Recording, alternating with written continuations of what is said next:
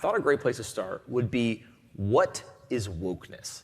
Oh yeah, it's good to define. It's good to define a term. So I'll define it in neutral terms that are not critical, because I prefer to describe it, and then you can either criticize it, agree with it, or whatever.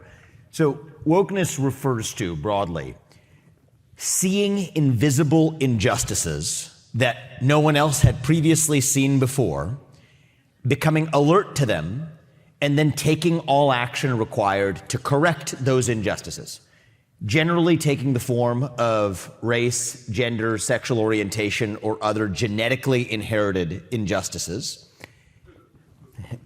but now ever expanding to include other forms of social injustice, including the most recent secular religion of climate.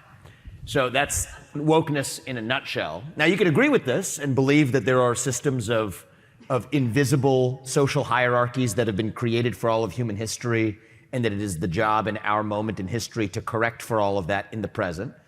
And I think a lot of people do believe in that. I think it's worth engaging with their ideas seriously and taking their arguments seriously.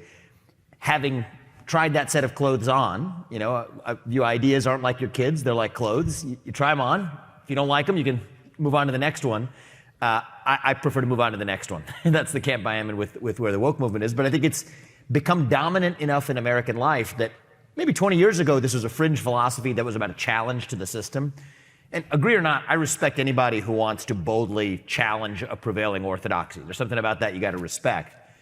But I think what began as a challenge to the system has now, in many ways, become the system in many institutions, from education to even corporate America, in ways that demand a new challenge to that system. And that's what I tried to do with my first book, Woke Inc.